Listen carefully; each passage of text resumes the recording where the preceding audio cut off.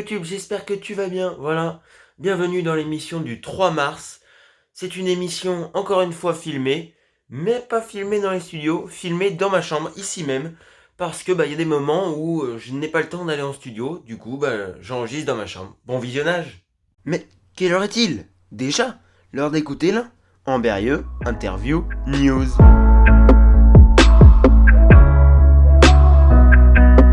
Bonjour à tous, vous venez d'atterrir dans l'un Amberieux Interview News, une émission consacrée à Amberieux et ses alentours. Ce mois-ci, une émission filmée comme le mois dernier, mais pas dans les studios. Pour voir comment ça se passe une émission de radio, rendez-vous sur ma chaîne YouTube, Lucas sur Radio B. Au programme cette semaine, l'interview d'Elisabeth Corbelin, une illustratrice ambaroise. Le coup de cœur musical et littéraire, et restez à l'écoute pour les news d'Ambé.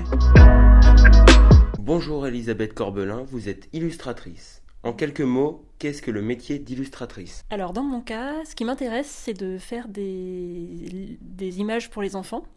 Et l'illustration pour les enfants, elle doit, et probablement l'illustration pour les adultes aussi d'ailleurs, elle doit raconter quelque chose en plus du texte qu'elle accompagne. Des fois, elle accompagne pas de texte, l'illustration, je trouve, doit raconter une histoire ou dire quelque chose en tout cas.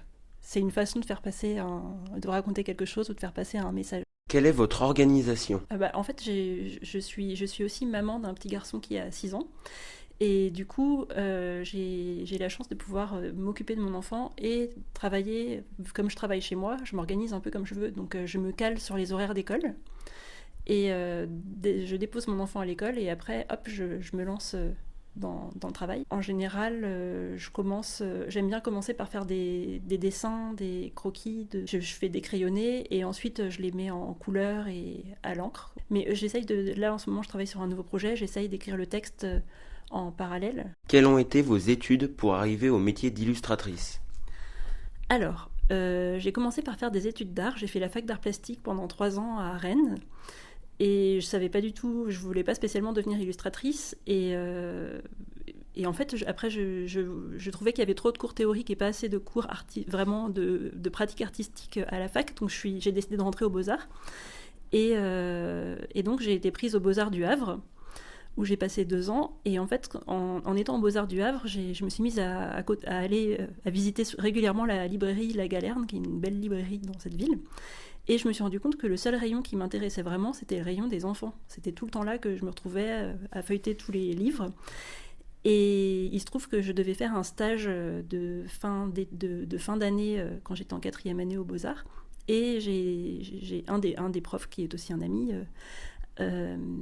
m'a trouvé un stage chez un libraire dont il était proche. Et il se trouve que c'était une librairie divisée en 2 parties. Il y avait une partie adulte d'un côté de la rue et une partie jeunesse de l'autre côté de la rue. Et justement, la libraire jeunesse est tombée malade au début de mon stage. Et du coup, je me suis retrouvée à gérer la partie librairie jeunesse toute seule. Et du coup, j'ai eu tout le loisir de lire tous les bouquins et de renseigner les gens. Et j'ai trouvé que c'était vraiment très, très intéressant. Mais bon, je ne m'étais pas encore dit à ce moment-là que je voulais devenir illustratrice. Mais j'en avais marre d'être au Havre, donc j'ai décidé de postuler dans d'autres écoles. Et j'ai été prise aux Beaux-Arts de Bruxelles. Et en arrivant aux Beaux-Arts de Bruxelles, la section que j'avais choisie, qui était une section art plastique en général, ne me plaisait pas du tout en fait. Et il y avait une section illustration. Et j'ai rencontré au cours de photo des élèves de la section illustration qui m'ont dit ouais, non mais viens, chez nous c'est super, on fait des dessins et on écrit des livres pour enfants. Et je me suis dit waouh, trop bien, ça existe, super, ok, je veux faire ça. Et voilà comment je me suis retrouvée en section illustration et comment je suis devenue illustratrice. Comment avez-vous débuté votre carrière d'illustratrice? Alors j'ai mis du temps parce que en fait, dans mon école, on nous poussait à réaliser des projets de livres. Donc j'avais plusieurs projets plus ou moins terminés en sortant de mes études, et j'ai démarché les éditeurs avec ces projets, mais je pense que c'était pas assez abouti et j'étais pas assez lancée dans le métier, donc ça n'a pas fonctionné.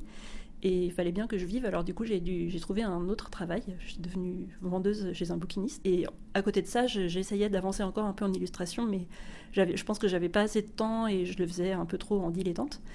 Et en fait, il se trouve que j'ai été licenciée parce qu'ils gagnaient plus assez d'argent, donc il fallait licencier quelqu'un. Comme mon poste était le dernier créé, c'est moi qui étais licenciée. Et donc, je me suis retrouvée avec plein de temps. Et je me suis dit, tiens, c'est l'occasion de me lancer vraiment dans l'illustration. Donc, je me suis créé un site internet.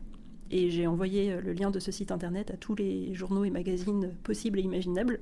Et j'ai commencé à recevoir des commandes. Et ça m'a lancé, ça m'a donné confiance. Et voilà.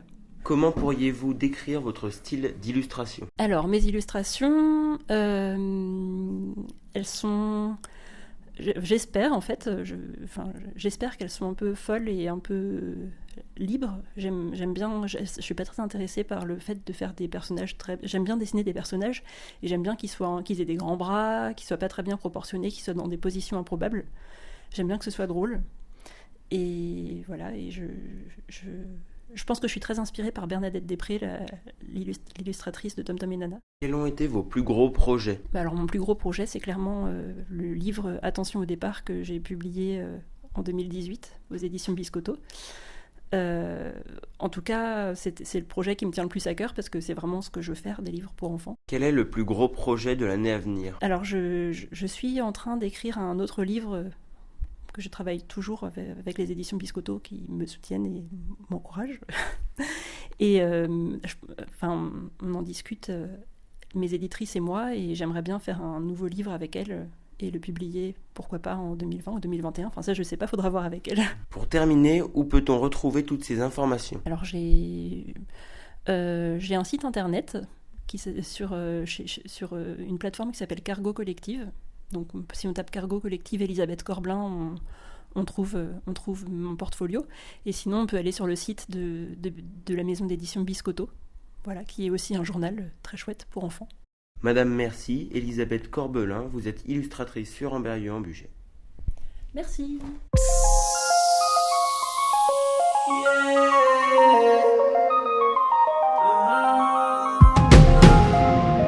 Mais depuis, qu'est-ce qui a changé ? Pas grand chose, je n'ai pas rangé. Horses in the bag, horse stock is attached. Head is matted black, got the bushes black to match. Riding on a horse, ha, you can whip your Porsche. I've been in the valley, you ain't been up off that porch. Now, can't nobody tell me nothing. You can't tell me nothing. Aujourd'hui, le coup de cœur musical de l'émission est Dans l'espace de Gambi. Je vous laisse avec son son. Ça dit quoi le sang? On se pète à quelle heure? Je suis dans le 12ème, je fais partir des 12. Boss comme un boss, boss comme un boss. Je suis avec la poisse, pousse, fais la passe. J'ai des tic-tac, j'arrive en tac-tac. Hier j'étais dans le bus, pourtant j'ai grave du buzz. J'attends ma SACEM pour l'instant les soucis. Elles veulent tout sucer depuis la salsa. Oh ma wife, 2-3 clopes en terre de salade. Sur Paname, je me balade. Je me resserre et je pense à toi. Oh ma wife, 2-3 clopes en terre de salade. Sur Paname, je me balade. Je me resserre et je pense à toi. Je suis dans le bac, on fait un aqua. Je suis pompette et je repense à toi. Là je suis dans l'espace. Là je suis dans l'espace. Et après tu me resserres à moi. Et après je te resserre à toi. Là je suis dans l'espace. Là je suis dans l'espace. La Gueudreau est ramenée sous bonne escorte. Elle est bonne et forte, t'as ma parole d'escroc. Passe l'enfoiré, Carlos Gambi au micro. Je vais tout baiser comme les événements de récemment. Chef d'établissement dans l'appartement. On connaît le maniement de l'armement. Manuellement, automatiquement. Probablement PDG du bâtiment. Oh ma wife, 2-3 clopes, un tas de salade. Sur Paname, je me balade. Je me resserre et je pense à toi. Oh ma wife, 2-3 clopes, un tas de salade. Sur Paname, je me balade. Je me resserre et je pense à toi. Je suis dans le bac, on fait un aqua. Je suis pompette et je repense à toi. Là je suis dans l'espace. Là je suis dans l'espace. Et après tu me resserres à moi. Et après je te resserre à toi. Là je suis dans l'espace. Là je suis dans l'espace. Manuellement, automatiquement. Boss comme un boss, boss comme un boss. Manuellement, automatiquement. Boss comme un boss, boss comme un boss. Gambi est un rappeur français. En 2018, il commence sa carrière de rappeur tout en étant livreur de sushi en parallèle. En 2019, il se fait certifier 2 fois disque de platine avec ses titres EO et Pop Pop Pop. En 2020, il se fait aussi certifier disque d'or avec son titre Dans l'espace. Et après je te resserre à toi. La chi dans l'espace. La chi dans l'espace.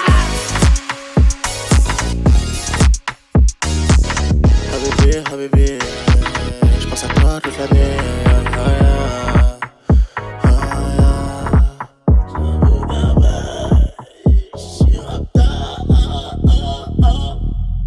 Maintenant, petite surprise, je tenais à vous faire écouter un extrait d'un rap de Narvalo qui est un jeune rappeur d'Amberieu. Je vous laisse avec son son. ABC Challenge. T'as capté? Aujourd'hui c'est les rimes en A. Yeah. Narvalo est toujours là. L'année prochaine j'irai à Konoha. J'ai un flow sorti des entrailles de Neji Hyuga. J'suis posé chez moi en claquette villa. J'écris des musiques avec Koba. Abracadabra. On boit un coca et on joue au Ouija. On a vu l'esprit de Kurzawa. Il était en train de manger des acras. Abracadabra. J'appelle Stéphane Plaza, je l'ai gagné à FIFA. Il me fait une pub pour mon Insta, j'ai pas besoin de lui donner la moula. Il va m'acheter une villa, bien sûr j'ai choisi à Barcelona. Venez, je suis en concert à Ibiza.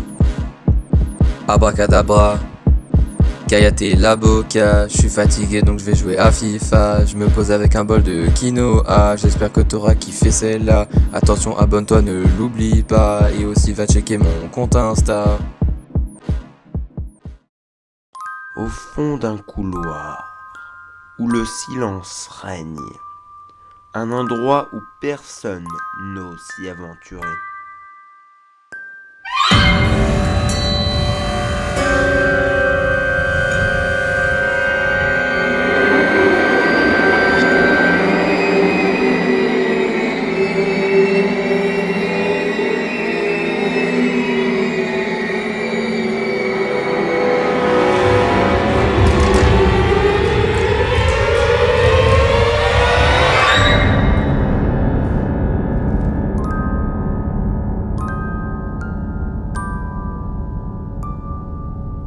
Ah non, c'est la librairie. Retrouvons Madame Chetet, documentaliste au collège Saint-Exupéry. Elle va vous partager son coup de cœur littéraire. Coralie Chetet, je suis professeure documentaliste au collège Saint-Exupéry d'Amberieu-en-Bugey et je vais vous présenter un livre pour lequel j'ai eu un vrai coup de cœur. Nous sommes l'étincelle de Vincent Villeminot aux éditions Pocket Jeunesse. Donc c'est un gros livre qui fait 500 pages, un peu plus, 510 pages.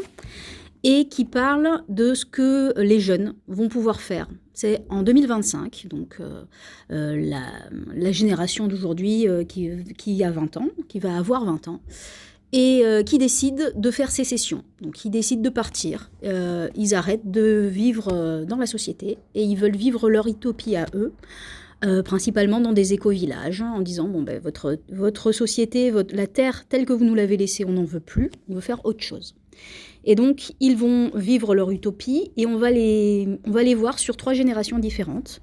Donc, en 2025, quand ils partent, en 2040, leurs enfants et en 2060, leurs petits-enfants, qu'est-ce qu'ils sont devenus ? Et on voit donc l'évolution de cette société dans le négatif, dans le positif, malgré tout. Et c'est vraiment coup de poing parce que ça parle aussi de choses très dures comme de viol ou d'anthropophagie. Voilà. Donc c'est pas pour les plus jeunes, mais je pense que dès 14-15 ans, on peut commencer à lire et à se poser des questions sur les choix qu'on peut faire, voilà, dès maintenant. Donc c'était Coralie Chetet du collège Saint-Exupéry d'Amberieu. Je vous ai présenté Nous sommes l'étincelle de Vincent Villeminot. Vous pouvez le trouver au CDI du collège. Vous pouvez également l'acheter en librairie, donc aux éditions Pocket Jeunesse. Et c'est sorti en 2019, donc vous y avez accès tout de suite. Merci à elle pour ce coup de cœur littéraire. Collégiens, n'hésitez pas à passer la voir, sinon j'espère que vous avez bien pris toutes les références. Place maintenant aux news d'Ambé pour tout savoir sur ce qui se passe à Amberieu et les alentours. Tu es en 3e et tu souhaites aller au lycée de la Plaine de l'Ain, alors n'hésite pas à venir passer nous voir à la journée porte ouverte le samedi 14 mars. Tu es intéressé par un métier d'alimentation, restauration, par la coiffure, la fleuristerie, le commerce ou encore l'automobile, ça tombe bien, le CECOF organise des journées portes ouvertes les samedis 21 mars 2020 de 9h à 13h, jeudi 14 mai 2020 de 17h à 20h. Retrouve toutes ces informations et bien d'autres sur cecof-asso.fr.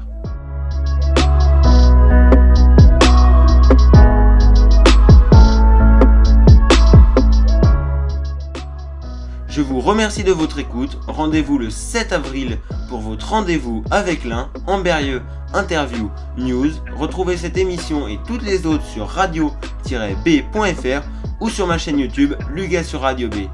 A bientôt à Ambérieu. Je sais que ma chaîne YouTube t'a plu, c'est fou, hein. Je sais tout. Et ben voilà, n'hésite pas à t'abonner. Tu cliques là, tu cliques sur ma tête et voilà, tu t'abonnes en fait. Voilà, ça t'abonne. Si tu cliques, ça t'abonne. Et puis là, il y a une super vidéo. Voilà, c'est la dernière vidéo faite. Et puis là, c'est une vidéo que je te conseille qui est vraiment géniale. Donc voilà, n'hésite pas. Voilà, clique et t'y es.